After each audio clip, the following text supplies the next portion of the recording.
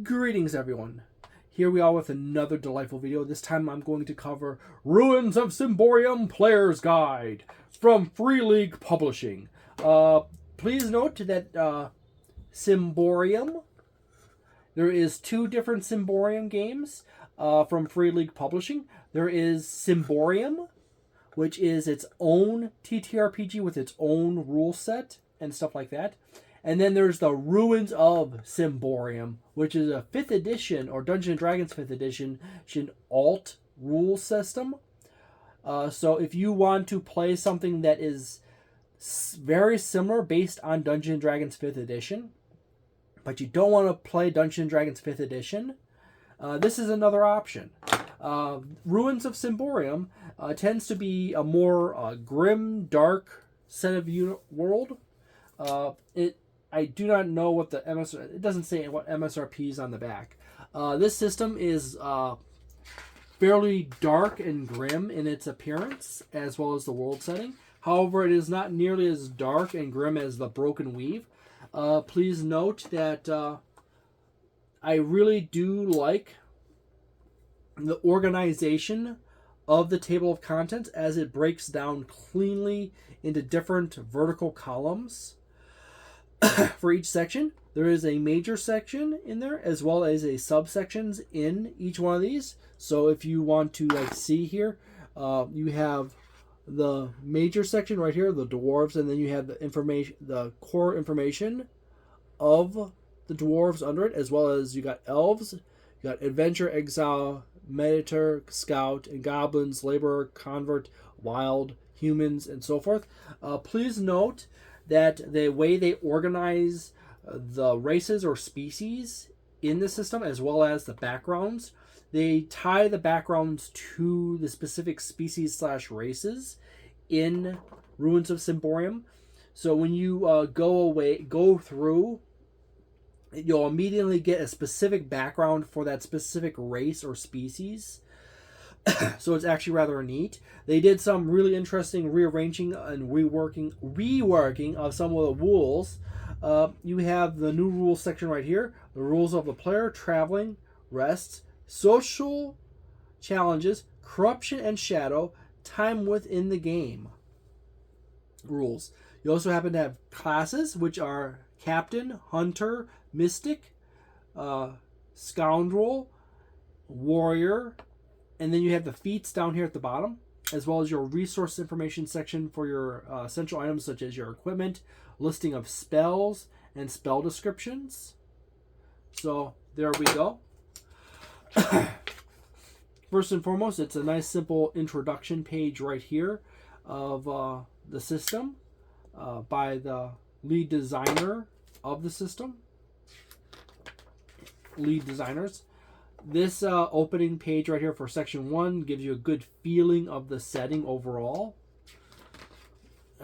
which is good because it says the setting. You have major events running up to the current time frame currently, as well as a timeline that runs down the side of the page. Descriptions of the ways of life, the people, spirituality, and much more.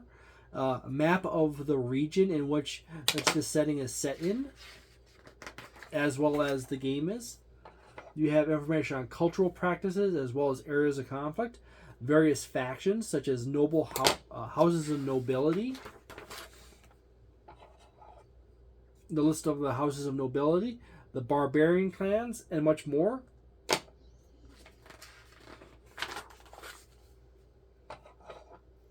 Various important individuals.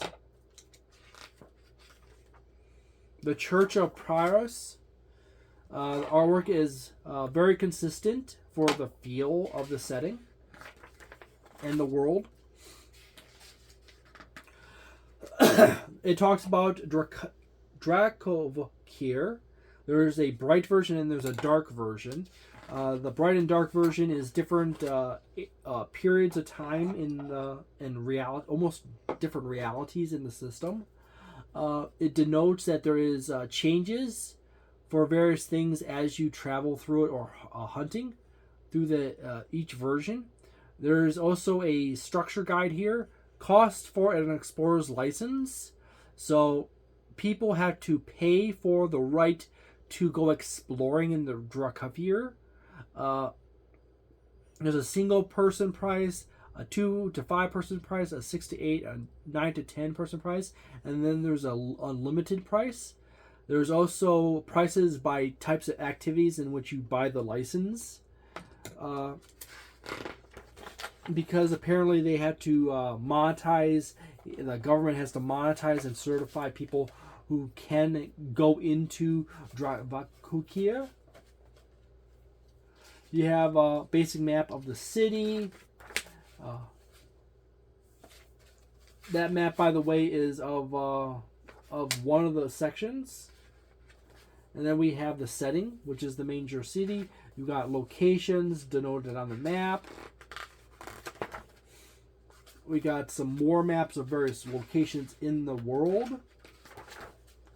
And then we have a section on new rules. This is whenever you are running a system that is derived from Dungeons & Dragons 5th edition, it is always a good idea very early on in the book, after like the setting stuff, like the basic introduction setting stuff for the world, to have a new rules section.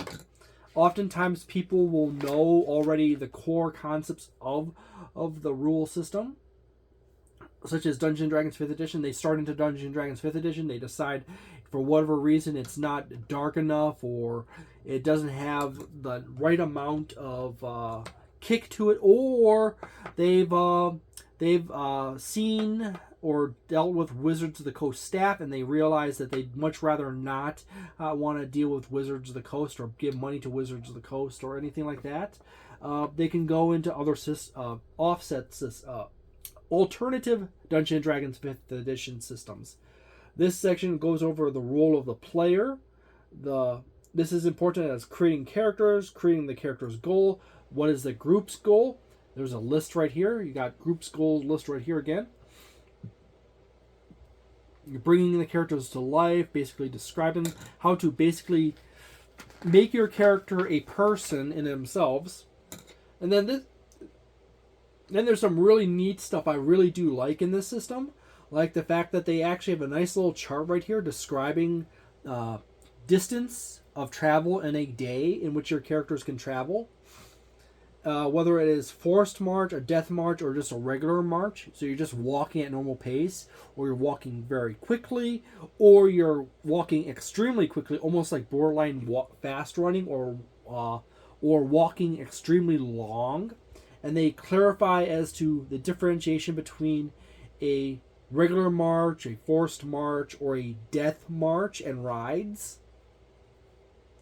So that's a really nice detail in itself. I really do like that. They also redefine the short rest, long rest mechanic. They off shift a lot of the mechanics. So a short rest, it takes longer and has more restrictions on what you can do in that and what you gain back. As long rest takes up more of the characteristics of the normal short rest, but also is still fairly restricted.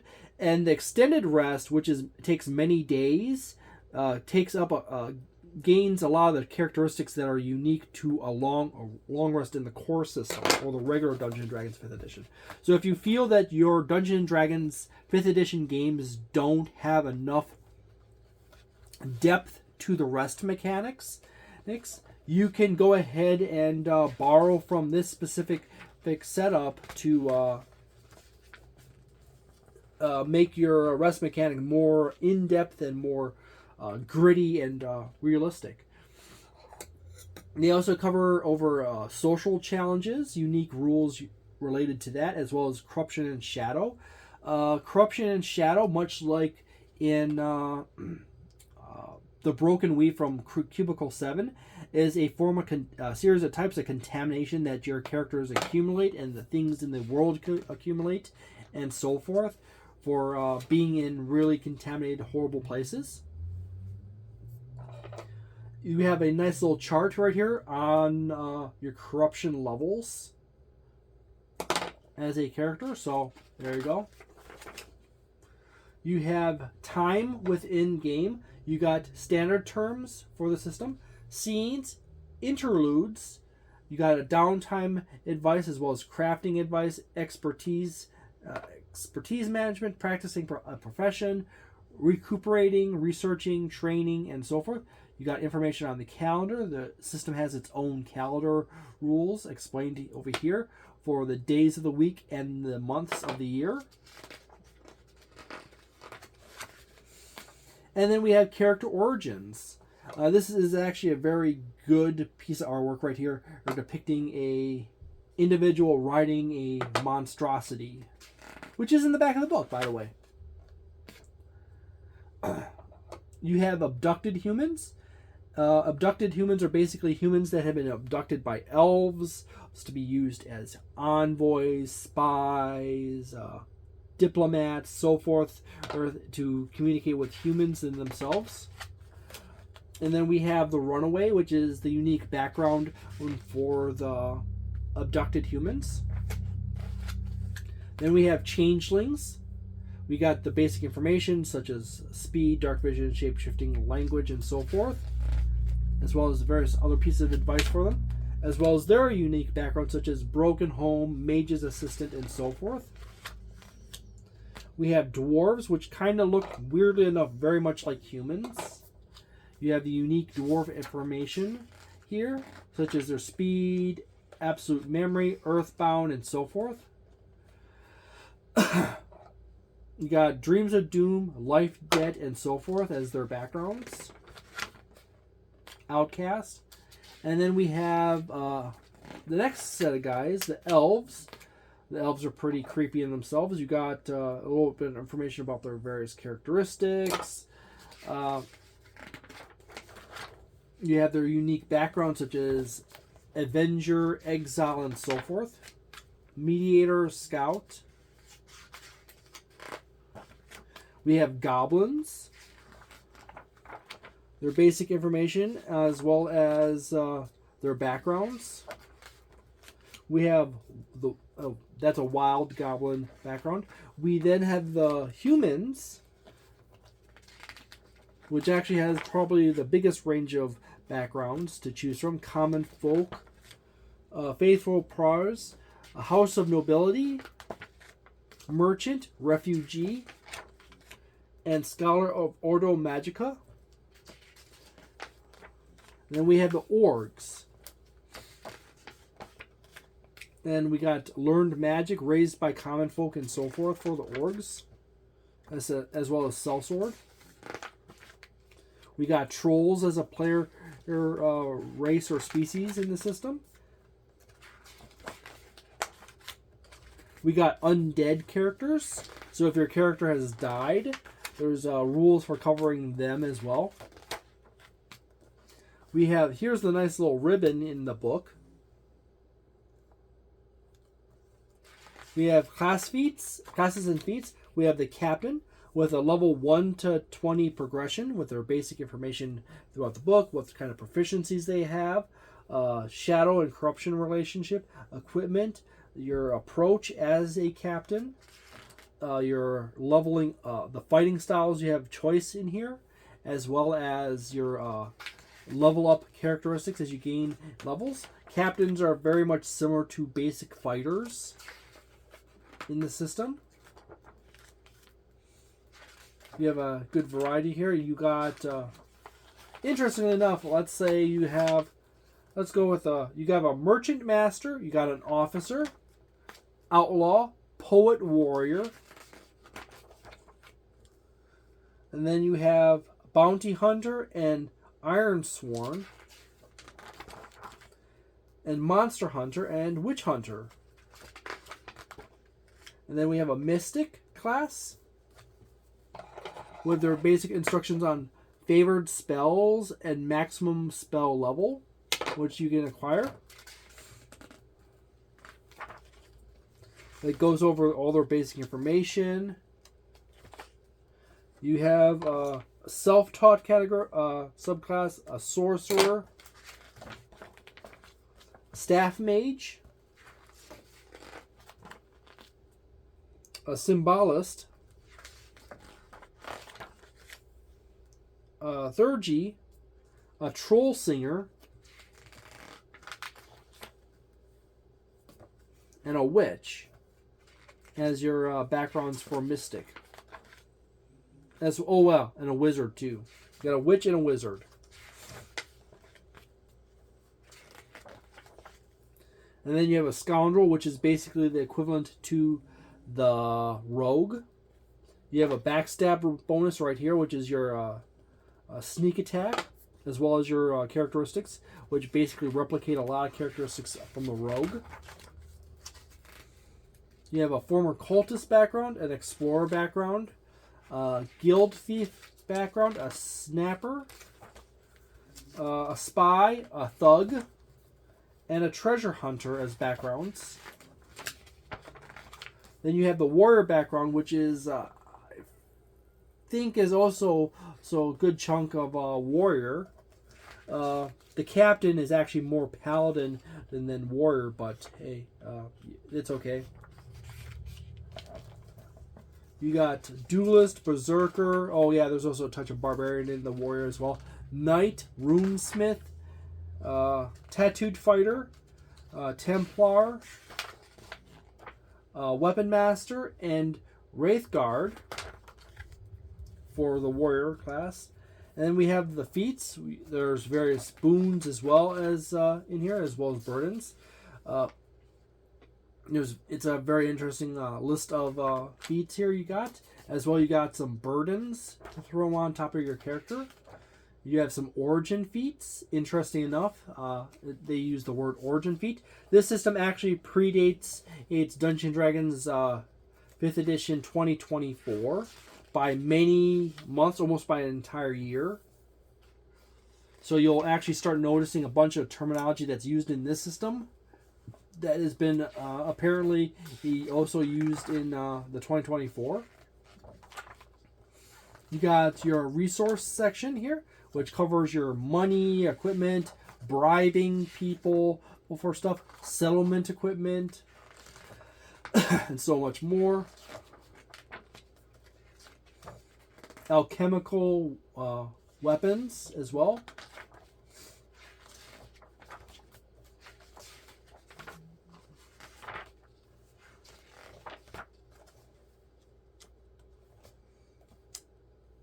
Foods and drinks, trade, alchemical elixirs, lesser artifacts, listing of spells.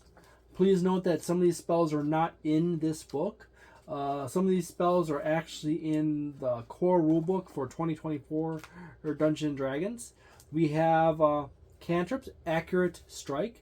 You point a finger at a target. You see it within range. Your magic gives insight into the target's defense. As long as the spell remains active, you have advantage on the first attack roll against the target on your turn. You notice that is very much in line with True Strike, which is considered to be one of the worst cantrips in Dungeons & Dragons 5th edition. However, there is a difference. As long as the spell remains active, you have advantage on your first attack roll against the target on your turn. It doesn't say next turn. It says as long as it's active, you have advantage on your attack or the first attack. It's concentration up to a minute, so which is basically 10 turns. So you can have a character who has a spell active on them. By the way, it's casting time 1 action, range is 30 feet, components is somatic. There's no extra little bit of details right there. All you basically do is you have this spell active on your character, and the first attack on each of your turns has advantage for up to a minute as long as you have concentration. So that's an interesting way they fixed the rules. There's some more spells in here where they altered the structure of the words in such a fashion that actually fixes some of the characteristics of those spells.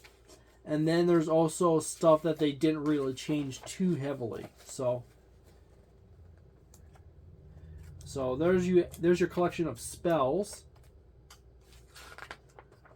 You also have animate object. You have sizes, a size table right here for your animate object spell. You have a little table right here down here for your creation spell. A pretty dark and gruesome background right there. Another scary ass monster. And then we have the index. And I was thinking like, hey, that creature in the front, and it's probably in the back of the book. It's actually in the other book, okay? It's in the monster manual. This is a set of pages just for the people who backed this book. And you also happen to have a character sheet for the system.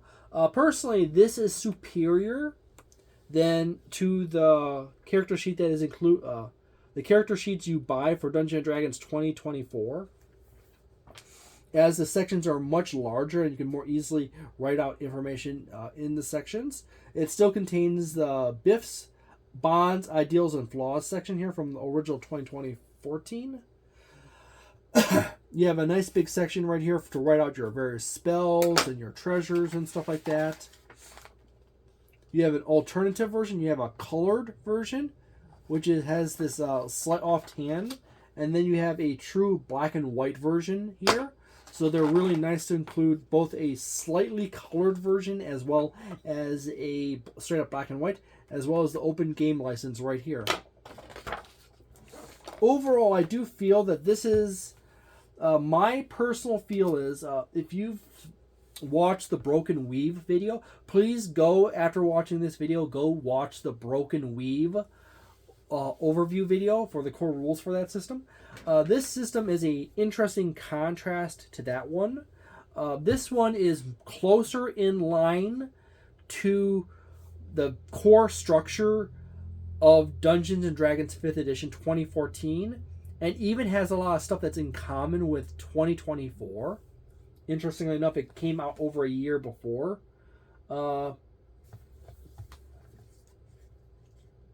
Is there a date in here? I can actually find a date that actually pins that down.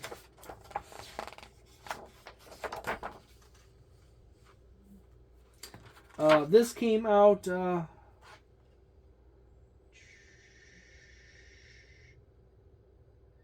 I don't see it, but anyways, this is very much in line with the core continuum of Dungeons & Dragons 5th edition and 2014 and 2024. There isn't as heavy of alterations to the system. You do have unique classes and unique versions of backgrounds and races for this system, or species if you want to go with that term. So if you play Dungeons & Dragons 5th edition and you just want it a little darker and a little grittier, this is a really good option. You don't want heavy alterations or changes to the system or a whole bunch of really new replacement concepts to it.